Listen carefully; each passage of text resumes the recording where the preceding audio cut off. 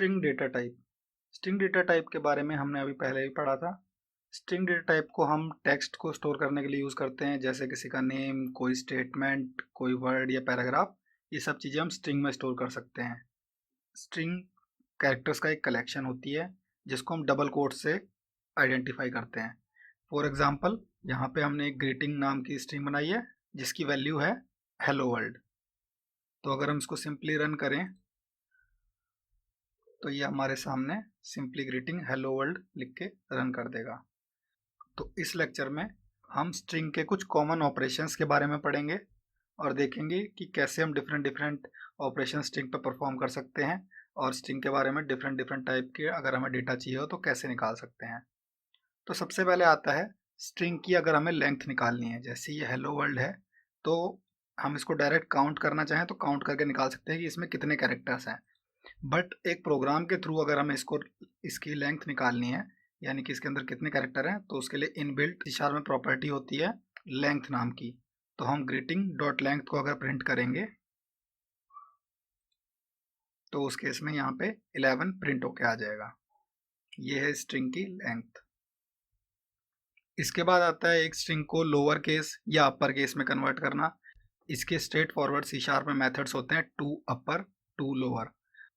आप कभी भी किसी स्ट्रिंग पे टू अपर चलाएंगे तो वो अपर केस में कन्वर्ट हो जाएगी, और कभी भी किसी स्ट्रिंग पे लोअर केस चलाएंगे तो वो लोअर केस में प्रिंट हो जाएगी। तो इन दोनों मेथड्स का यूज़ करके हम अपर केस या लोअर केस में हमारी स्ट्रिंग को कन्वर्ट कर सकते हैं। इसके बाद आता है कि हमें दो स्ट्रिंग को कनकैटिनेट करना है, यानी कि उनको जोड़ना है। हमारे पास दो डिफरेंट स्ट्रिंग है, हम उनको जोड़ना चाहते हैं। तो उसका सबसे बेसिक तरीका होता है प्लस ऑपरेटर के साथ। हम सिंपली फर्स्ट नेम, जैसे यहाँ पे फर्स्ट नेम था जॉन और लास्ट नेम था डो, तो first name plus last name लिखेंगे तो वो उसको जॉन स्पेस डो करके प्रिंट कर देगा। ओके, ये हमें चीज़ याद रखनी है कि प्लस ऑपरेटर न्यूमेरिक्स के लिए अलग तरीके से काम करता है और स्ट्रिंग के लिए अलग से। जैसे कि हमने देखा था न्यूमेरिक्स के लिए वो उनको सम करके प्रिंट करता है, बट स्ट्रिंग के केस में सम नहीं करता, वो आगे को अपेंड कर देता है उसको। दूसरा मेथड है जो थोड़ा कम यूज़ होता है, वो है स्ट्रिंग डॉट कनकैट। ये इनबिल्ट एक स्ट्रिंग के अंदर मेथड होता है जिसमें कि हम first name comma last name ऐसे करके दो स्ट्रिंग को पास करेंगे तो ये दोनों को अपेंड करके प्रिंट कर देगा। तो सेम आउटपुट जैसा हमने प्लस ऑपरेटर से निकाला था, सेम हम इससे भी निकाल सकते हैं। इसके बाद एक इम्पॉर्टेंट चीज़ आती है स्ट्रिंग इंटरपोलेशन। इंटरपोलेशन कुछ कुछ कनकैटिनेशन की तरह है, बट इसका पर्पस होता है कि हमें हमारे हिसाब से स्ट्रिंग को फॉर्मेट करके प्रिंट करना है, जिसमें बीच में कुछ वेरिएबल्स भी होंगे। फॉर एग्जांपल, यहाँ पे हमने वेरिएबल्स का सम करके लिख दिया, बट ऐसे पूरी स्टेटमेंट लिखनी होती तो हमें मल्टीपल टाइम्स प्लस ऑपरेटर या मल्टीपल टाइम्स कनकैटिनेट का यूज़ करना पड़ता, जिसमें कि हम पहले इतना पार्ट लिखते, उसके बाद फर्स्ट नेम को कनकैटिनेट करते, उसके बाद लास्ट नेम को। बट इंटरपोलेशन के थ्रू हम एक ही स्ट्रिंग के अंदर मल्टीपल वेरिएबल्स को डाल सकते हैं। तो इंटरपोलेशन को यूज़ करने के लिए सबसे पहले हमें स्पेसिफाई करना होता है डॉलर साइन। डॉलर साइन से हम स्ट्रिंग को स्टार्ट करते हैं, तो जिससे कि हमारे प्रोग्राम को ये पता चल जाए कि हम इस स्ट्रिंग में इंटरपोलेशन यूज़ करना चाह रहे हैं। उसके बाद हमें कोई भी वेरिएबल बीच स्ट्रिंग में यूज़ करना हो तो उसको हम करली ब्रैकेट्स में डाल देंगे इस तरीके से। तो ये जो पूरी स्टेटमेंट है, ये इतना पार्ट हमारा एज इट इज स्ट्रिंग है।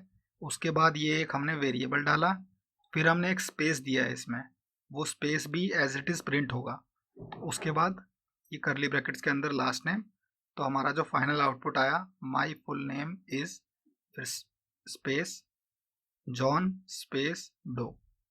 इस तरीके से हम अपनी स्ट्रिंग को फॉर्मेट करने के लिए स्ट्रिंग इंटरपोलेशन भी यूज़ कर सकते हैं।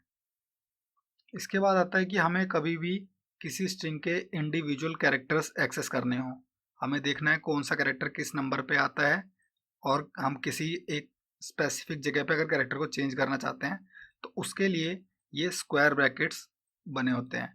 इन स्क्वायर ब्रैकेट्स के बारे में डिटेल में हम एरे के लेक्चर में देखेंगे, बट फॉर नाउ हमें ये चीज़ ध्यान रखनी है कि किसी भी प्रोग्रामिंग में ज़ीरो बेस्ड इंडेक्सिंग होती है, यानी कि हमेशा पहला कैरेक्टर या कभी भी किसी डेटा स्ट्रक्चर के अंदर पहला एलिमेंट हमें हमेशा ज़ीरो से रिप्रेजेंट किया जाता है।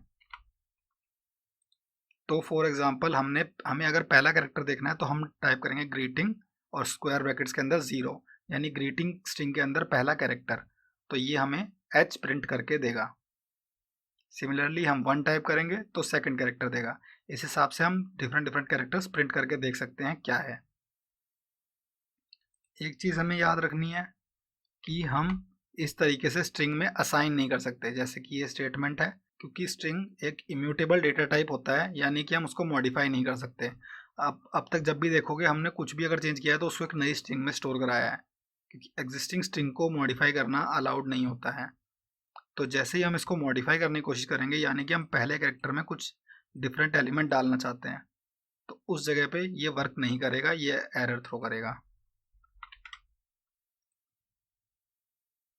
इसके बाद आता है इंडेक्स ऑफ, जो कि ऑलमोस्ट इसका अपोजिट है। इस केस में हम एक पर्टिकुलर इंडेक्स पे चेक करते हैं क्या एलिमेंट है। इस केस में हमें अल्फ़ाबेट पता है और हम उसका इंडेक्स फाइंड कर रहे हैं। फॉर एक तरीके से हम सर्च करते हैं इसमें कि कौन से नंबर पे ये कैरेक्टर आता है। तो फॉर एग्जांपल हमने ई को सर्च किया तो वो 0 पे चेक करेगा, नहीं मिलेगा तो 1 पे चेक करेगा। इस तरीके से पूरी स्ट्रिंग पे वो चेक करता जाएगा, और जब भी उसको वो कैरेक्टर मिलेगा, जो भी पहली अकरेंस होगी, अगर वो मल्टीपल टाइम्स है तो पहली अकरेंस रिटर्न होती है इसमें। तो ई के केस में उसने आउटपुट 1 कर दिया। अब एक क्वेश्चन ये आता है कि जब अगर उसको कैरेक्टर नहीं मिलेगा तो क्या होगा, क्या कोई एक्सेप्शन आएगी? उस केस में एक्सेप्शन कुछ नहीं आती है। सिंपली अगर हमें नहीं मिलता है तो वो पूरे के थ्रू सर्च करके एंड में -1 रिटर्न कर देता है। -1 रिटर्न करने का मतलब है नॉट फाउंड, क्योंकि इंडेक्स 0 से स्टार्ट होते हैं, तो -1 मतलब नहीं मिला उसको कहीं पे भी। इसके बाद आता है सब स्ट्रिंग्स। कभी भी हमें स्ट्रिंग का एक छोटा सा पार्ट निकालना हो, एक एक सिंगल कैरेक्टर तो हम इसको ये स्क्वायर ब्रैकेट्स के थ्रू यूज़ कर सकते हैं, बट अगर हमें छोटा सा पार्ट निकालना हो एक पर्टिकुलर जगह से दूसरी जगह तक, तो उसके लिए हम सब स्ट्रिंग का यूज़ करते हैं। सब स्ट्रिंग बेसिकली आप जो भी इंडेक्स बता दोगे उस स्ट्रिंग से आगे का प्रिंट कर देगा। तो फॉर एग्जांपल, जैसे कि अगर हमें W से आगे का सारा प्रिंट करना है, तो उसके लिए सबसे आसान होता है कि हम इंडेक्स ऑफ से इसका इंडेक्स निकालेंगे सबसे पहले कि W किस जगह पे है, और फिर उस पर सब स्ट्रिंग चला देंगे उस इंडेक्स पे। तो हमने यहाँ पे निकाला कि W किस इंडेक्स पे है। W का जब हमें इंडेक्स मिल गया तो हमने कहा सब स्ट्रिंग कर दो उस इंडेक्स से आगे, तो वो वर्ल्ड लिख के प्रिंट हो गया है हमारा इस केस में। इसके बाद आता है एस्केप कैरेक्टर। अब फॉर एग्जांपल हमें कभी डबल कोट्स को प्रिंट करना है, तो अब क्योंकि हम जैसे ही डबल कोट्स डालेंगे तो हमारा सिस्टम ये समझेगा कि हमारी स्ट्रिंग फिनिश हो चुकी है, तो इसके आगे का पार्ट स्ट्रिंग में काउंट ही नहीं होगा। तो इससे इशू क्रिएट होता है कि अगर हमें डबल कोट्स एक्चुअली प्रिंट करना है तो हम कैसे प्रिंट करेंगे, बिकॉज हमारा प्रोग्राम तो ये सोचेगा कि स्ट्रिंग फिनिश हो गई। इसके लिए आते हैं एस्केप कैरेक्टर्स। एस्केप कैरेक्टर होता है एक बैक स्लैश।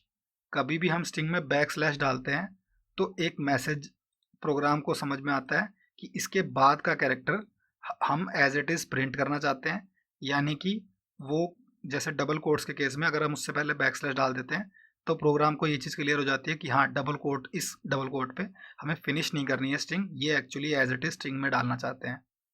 तो जैसे कि ये स्टेटमेंट हम जो प्रिंट करना चाह रहे थे, we are learning C# programming language, हम उसको इस तरीके से प्रिंट कर सकते हैं। डबल कोट्स जो हमारे 2 बार हैं, दोनों से पहले हमने बैक स्लैश लगा दिया, तो हमारा ये एज इट इज़ प्रिंट हो गया है, we are learning C# programming language. इसी तरीके से हम डबल कोट्स के साथ साथ सिंगल कोट्स और एक्चुअल खुद को बैक स्लैश को भी प्रिंट करना हो तो हम डबल बैक स्लैश इस तरीके से लगाएंगे, तो एक सिंगल बैक स्लैश प्रिंट हो जाएगा। तो ये उसका एग्जाम्पल है, using escape character to print single comma, double inverted comma and backslash. इस तरीके से डिफरेंट डिफरेंट चीज़ हम प्रिंट करने के लिए बैक स्लैश का यूज़ कर सकते हैं। तो ये थे स्ट्रिंग के कुछ इनबिल्ट ऑपरेशंस जो हम परफॉर्म कर सकते हैं। नेक्स्ट लेक्चर में हम देखेंगे कि हम बूलियंस के साथ कैसे वर्क करते हैं C# में।